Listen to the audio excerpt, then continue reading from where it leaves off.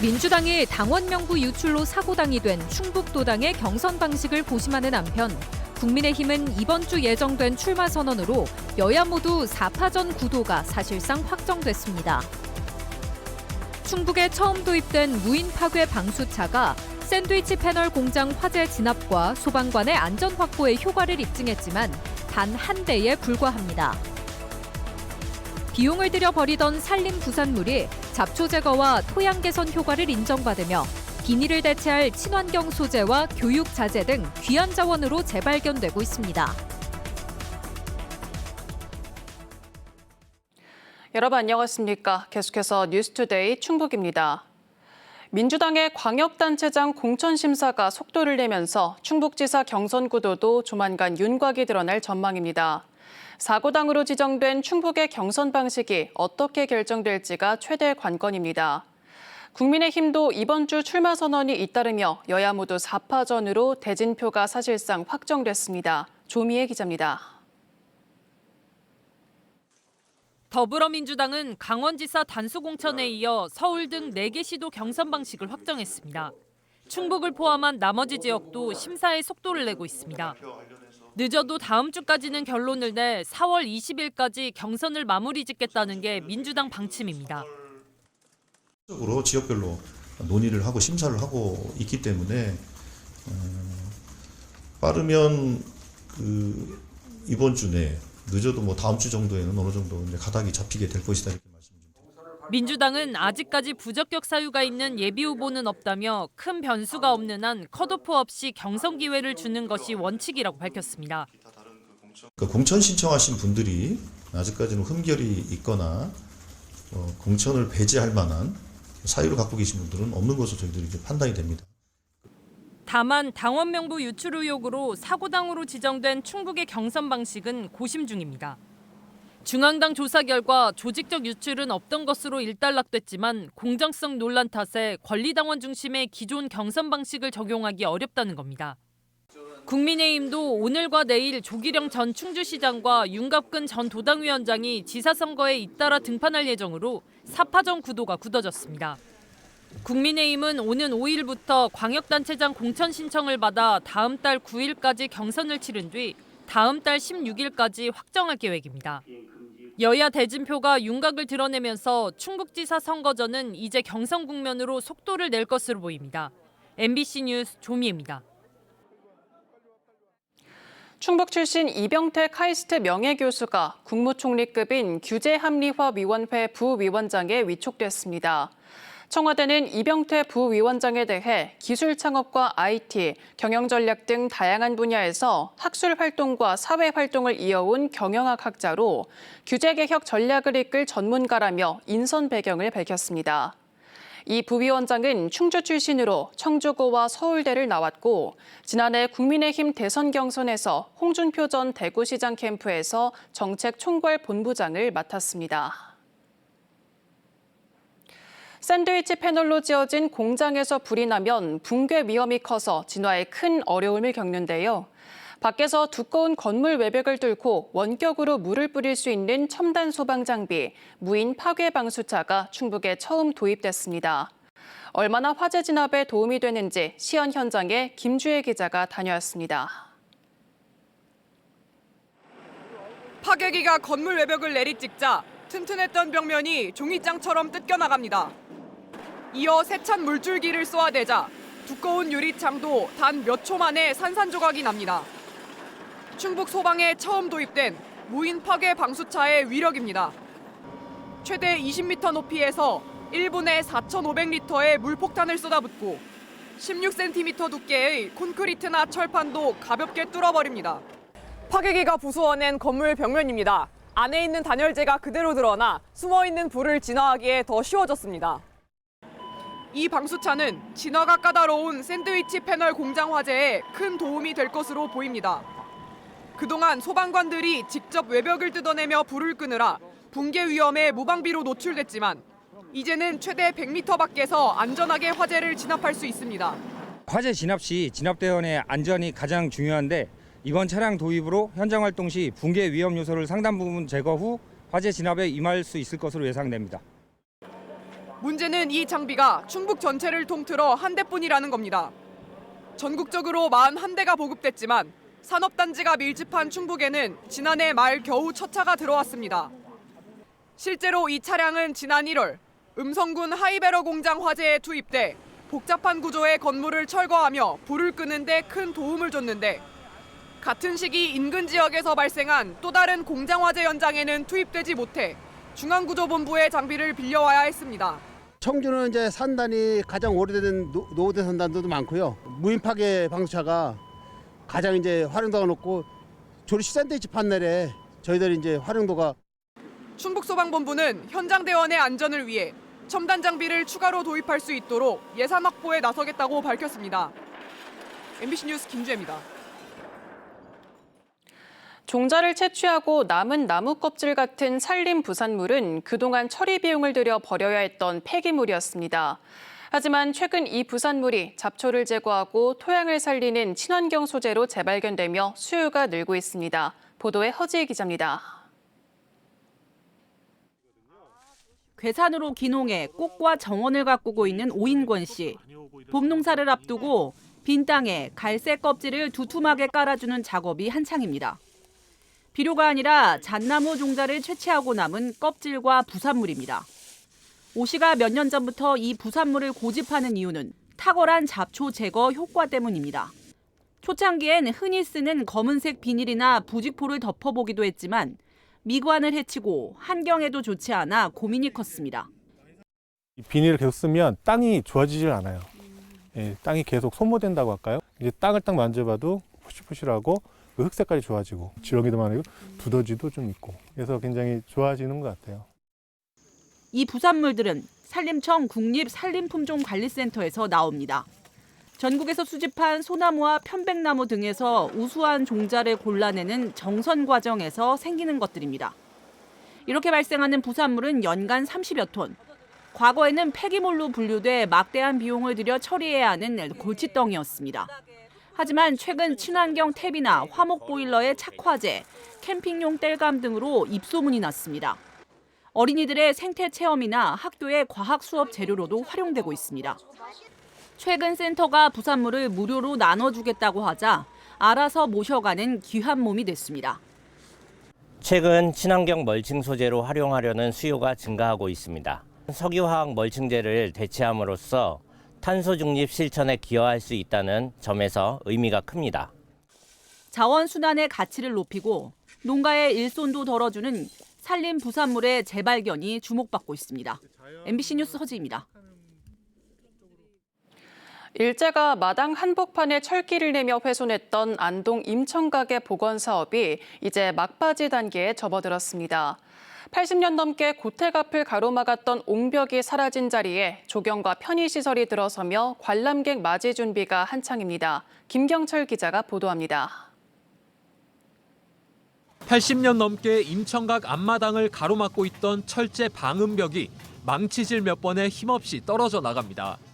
거대한 콘크리트 옹벽까지 걷어내자 1942년 철도 개통으로 훼손됐던 본래의 지형이 비로소 모습을 드러냅니다. 지난 2019년부터 총 사업비 280억 원이 투입된 임천각 복원 사업이 이제 막바지 단계에 접어들었습니다. 1519년 건립된 종택과 군자정 등 주요 문화유산은 보수를 마쳤고 산책로와 주차장 등 관람객 편의시설 정비도 완료됐습니다. 복원의 핵심인 역사문화 공유관도 최근 건물 외형이 모두 갖춰졌습니다. 지하 2층, 지상 1층 규모의 이 공간은 박제된 유물 전시에서 벗어나 영상과 디지털 매체를 활용해 임천각이 거쳐온 역사의 흐름을 입체적으로 전달합니다. 현재는 영상 콘텐츠 보완 작업과 함께 내부 인테리어 추가 공사가 진행 중입니다. 시민들이 여기 와서 속주 선생님이 힘들게 독립운동을 하신 것들을 느끼고 우리 그 정신을 공유할 수 있도록 구성한 게 이 전시관의 목적이고요. 안동시는 이달 중 관련 인허가를 마무리하고 오는 6월부터 시범 운영을 시작해 8월 광복절 전 정식 개관할 계획입니다. 여기에 과거 문헌인 동호 해람을 토대로 한 제형 가옥 2동 건립 사업도 이달 중 착공해 내년까지 마무리될 예정입니다. 집을 팔고 재산을 모두 바쳐서 나라 찾기 위해서 독립운동을 했던 그런 데 대한 보답, 이렇게 잘 살아가고 있는 우리 대한민국이 해야 될 보답이 아닌가. 철길에 잘려나갔던 단절의 시간을 뒤로하고 임청각이 본연의 모습으로 돌아가고 있습니다. MBC 뉴스 김경철입니다. 학령 인구 감소에 대응한 국립대 구조 개편 흐름 속에 강원대와 강릉 원주대가 묶인 전국 최대 규모의 통합 강원대학교가 출범했습니다. 나금동 기자의 보도입니다. 통합 강원대학교가 공식 출범했습니다. 강원대와 강릉 원주대가 하나로 통합되면서 강원 전역 4개 캠퍼스를 둔 거점 국립대로 새 출발을 알렸습니다. 춘천과 원주, 강릉, 삼척 이렇게 4개 캠퍼스를 둔 하나의 학교로 재편된 겁니다. 각 캠퍼스에 캠퍼스 총장을 두고 자율권을 부여하는 분권형 통합 모델입니다. 이 강원 지역의 지리적, 산업적 구조를 고려해서 4개의 캠퍼스를 균등하게 발전시키고자 하는 그런 분권형 공유연합 통합 모델을 지향을 하고 있습니다. 캠퍼스별 특성화 방향도 제시됐습니다. 춘천은 교육 연구 거점, 원주는 반도체 의료기기, 삼척은 수소에너지, 강릉은 해양 자연 기반의 특성화 캠퍼스로 운영됩니다. 이를 위해 신설된 대학 혁신전략실이 학교 전체 발전 계획을 세우고 캠퍼스 간 조율을 받게 됩니다. 특히 학생들이 입학해서 교육, 취업과 창업, 그리고 지역 정주까지 이어지도록 선순환 구조를 만들 계획입니다. 이 고등교육청인 대한혁신전략실은 각 지역 사회에서 요구하는 인재를 지역에 공급하고, 그래서 기업이 인재 없어서 산업을 못하겠다는 말이 안 나오게 하고. 하지만 풀어야 할 과제도 남아 있습니다. 졸업증서에 캠퍼스 명칭을 표기하는 문제처럼 각 캠퍼스 간 이해가 엇갈리는 사안을 어떻게 조율할지가 관건입니다. 강원대학교는 최근 졸업증서에 각 캠퍼스 이름을 함께 표기하기로 결정했지만 원주와 강릉, 삼척 캠퍼스에서는 반발이 이어지고 있습니다. 4개 캠퍼스 간 기능과 자원 재편이 불균형으로 이어지지 않도록 균형을 확보하는 것도 중요한 과제입니다. 통합 출범 선언을 넘어 현장에서 체감되는 변화를 보여줄 수 있을지 이제 실행력이 시험대에 올랐습니다. MBC 뉴스 나금동입니다.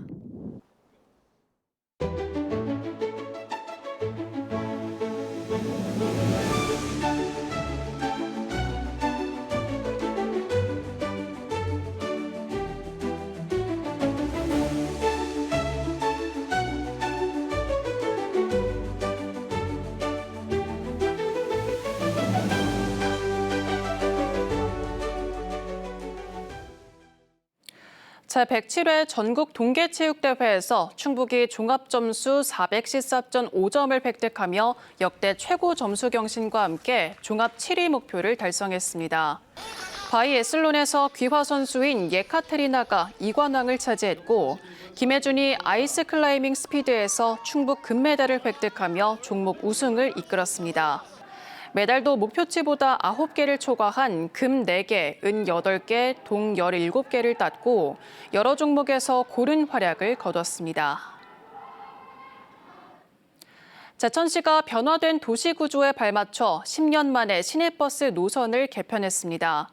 오늘 첫 차부터 적용되는 노선 개편은 미니 복합타운을 경유해 신규 주거단지의 접근성을 높였고 시민들의 실수요에 맞춰 청풍호 파크골프장 노선 등도 신설했습니다. 제천시는 데이터 분석과 주민 의견을 수렴해 시내버스 운행 편의를 높일 방침입니다.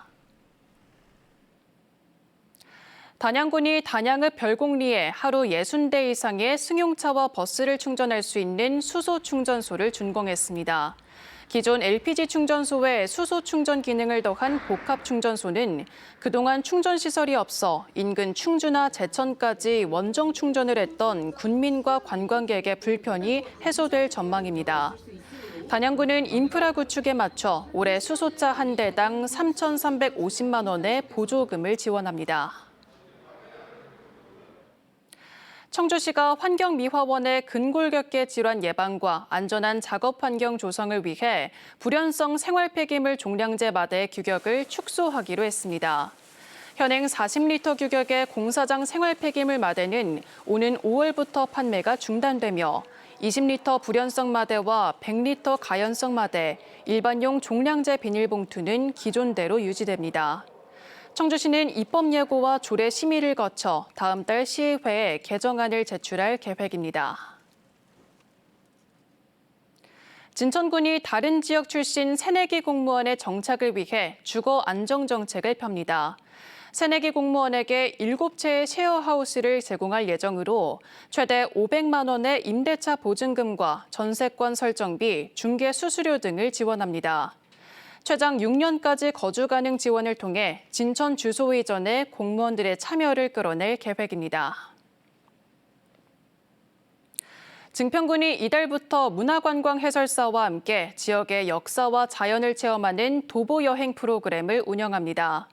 지역 관광 명소인 증평구경과 연계해 보강천 미루나무 숲과 좌구산 천문대, 연암 지질생태공원 등 모두 9개 코스로 구성됐고 코스별 소요 시간은 2시간 내외입니다.